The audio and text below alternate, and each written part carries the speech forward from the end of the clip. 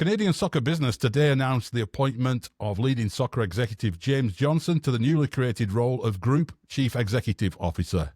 Canadian Soccer Business represents all corporate partnership and media rights, broadcast and distribution related to Canada Soccer's core assets, including the men's and women's national team, the Canadian Championship, along with all rights associated with the Canadian Premier League and League One Canada. James has a wealth of international experience, having served in leadership roles at FIFA, the Asian Football Confederation, the City Football Group, and most recently Football Australia in his homeland, where he served as Chief Executive Officer. James, thanks very much indeed for joining the Soccer Business Podcast. It's quite a time to be moving into soccer in North America as we sit here just a year out from the biggest ever World Cup. It almost seems superfluous to ask you what motivated you to take this role on. Yeah, look, thanks for having me on your show, Simon. Yes, excited to be joining CSB and very excited with what is happening in North America, as you say, leading into the Men's World Cup in 2026, but also the Club World Cup that's going to be played this summer. So delighted to join the team. Exciting time for Canada and exciting time for Canada Soccer Business. Yeah, I mentioned in the introduction there some of the experience you've had in the game. Maybe you could just talk us a little bit through your background. I believe you started off playing the game. So for the benefit of Canadians who are wondering, who is this guy? Tell us a little bit about your background. Sure. I did play the sport, played at the youth national level for Australia. I'm Australia and a British citizen.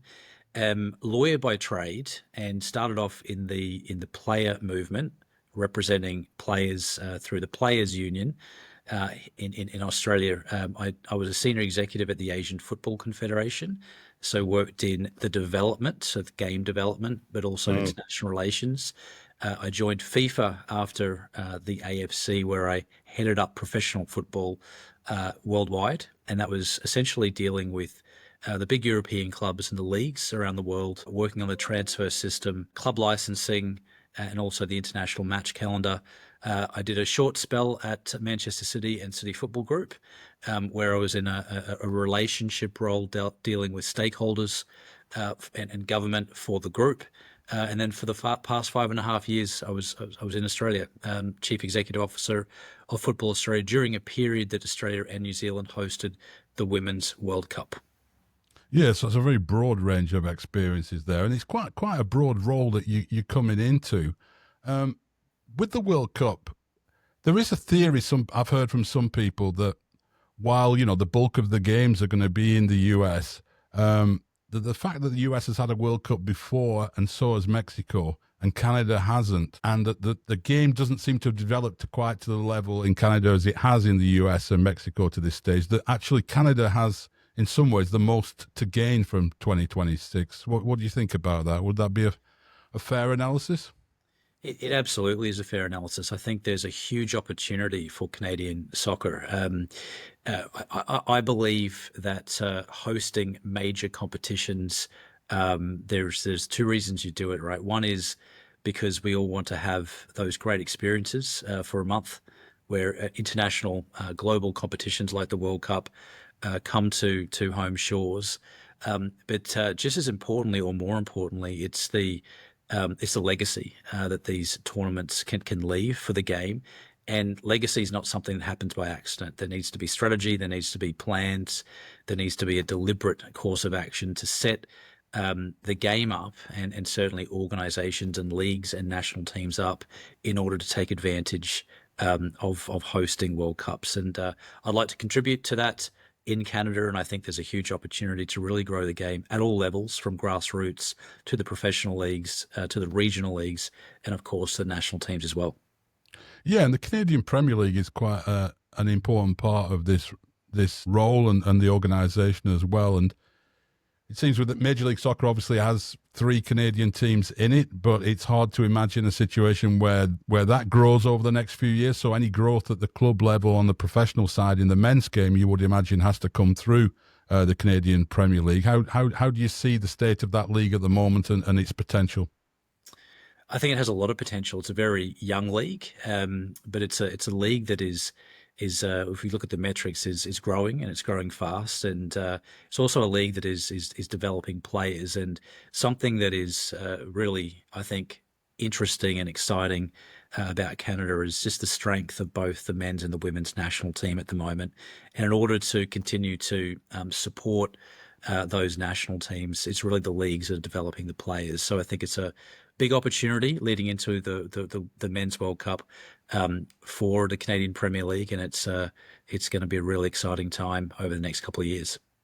Yeah, you mentioned those national teams. I mean, obviously the focus is going to be on the men in 2026, but in many ways, the women's team has been leading the way in Canada, obviously winning Olympic gold, and some of the best known players from Canada in certainly in the domestic market will be, you know, women players like Christine Sinclair and so on, who've done a lot to sort of develop the sport.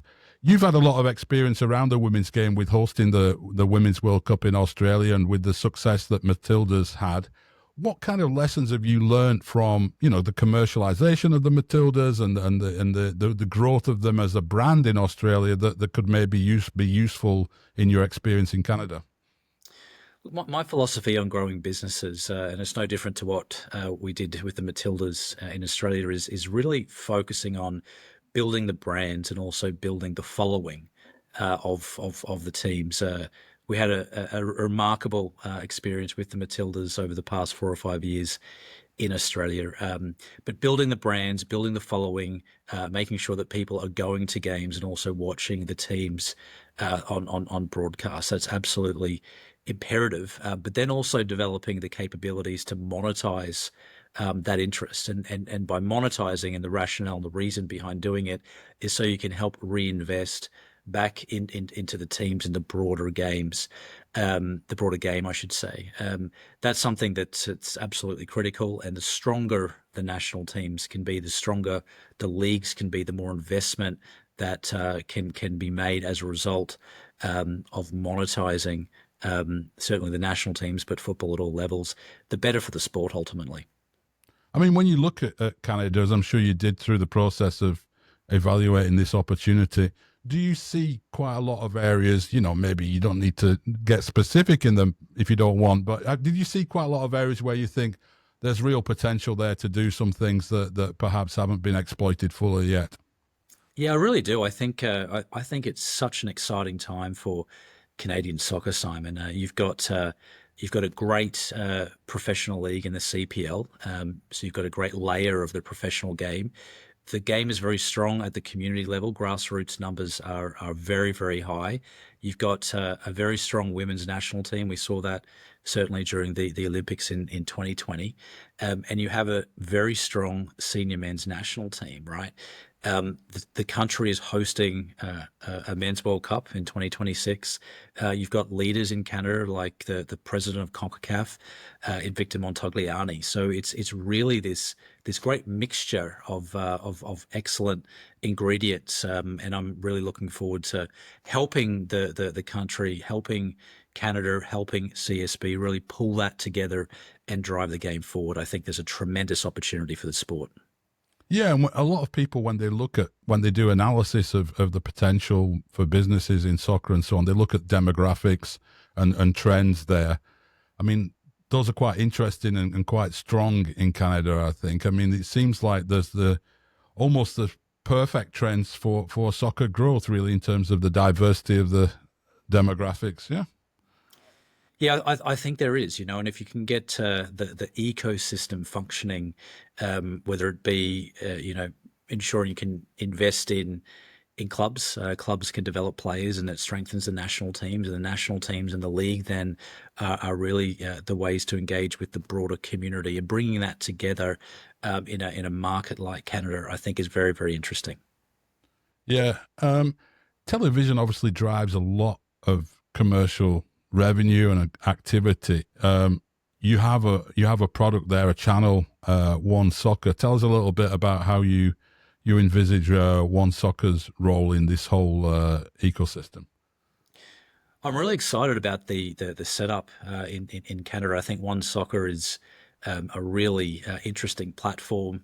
How great is it for an ownership group to actually own a media platform. I think that's exciting. I think it gives a lot of different options, and of course we'll have to develop a media strategy, of which One Soccer will be a vital part of that. I think it's outstanding. I've been following it for some months now, and watching a lot of Canadian football content on that platform. Yeah, I mean, it's primarily a streaming service, yeah, is from what I understand. I mean, there's also That's a correct. television element to it, but how do you, just more broadly, really, how do you see in the game globally, from your experience, the shift to streaming seems to be happening a lot faster than some people thought maybe 4 or 5 years ago. What's your impressions of where it's all going with the TV world? Look, I think streaming is important now, and it's a younger demographic that it's very common for younger people to stream sporting content. I think having a mixture of a streaming service, but also a linear broadcast strategy and deal in place is good for the sport, because it gives you the reach.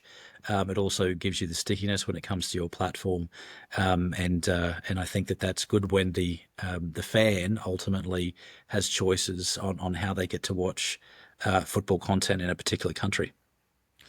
Yeah, and it's interesting as well that you're coming into Canada as an Australian, because we're quite used to in North America seeing people from Britain and from Europe coming into the game and bringing experiences from those. But there's quite a lot of similarities in a way, I think, isn't there, between Australia and Canada in certainly in soccer terms. There really is, and first of all, I am Australian, and I'm also British as well. Don't forget. Born in Britain, yeah. Yeah, that's right. Yeah. That's right. But look, there are a lot of similarities. The way that the sport is governed in Australia and Canada is very similar, but it's also different as well. I'm intrigued by the way in which Canada's soccer business has been set up. I think to have a one vehicle where your men's and women's national team commercial rights sit, and to have a platform like One Soccer, and also to have a league that is separate from Canada Soccer, I think is very interesting, and it gives a lot of different options, and I think potential, which other countries just don't have. I think the structure is something new. It's interesting, it's progressive, and I think if I could support bringing it together in the role that I do in the coming years, it's something that I'm very much looking forward to doing. What are you going to be setting for yourself as your personal sort of KPIs? What are you looking for as your key goals that you're going to look at and say, that's what I want to do in the first 2 or 3 years?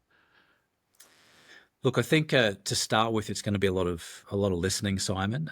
Speaking to staff, speaking to the ownership group, speaking to executives, speaking to Canada Soccer, speaking to people in the game that have been there for many years, and really trying to start with listening and understanding where the challenges are. I have my own ideas coming in, but before I start talking about direction and what we can do as an organization, I first want to listen. And I think that's important as the incoming CEO. And last question, are you ready for a cold winter? Yes, I am. I went to college in Boston and spent a lot of time in Zurich in the UK. So I'm familiar with the weather. It's very different to Sydney, but I'm ready for cold winters again, Simon. Excellent. Pull them woolly socks out the bottom of the cupboard. Yeah, yeah. Well, thanks very much indeed for joining us, James, and all the best in the new role, and look forward to seeing you in the summer when you take it up.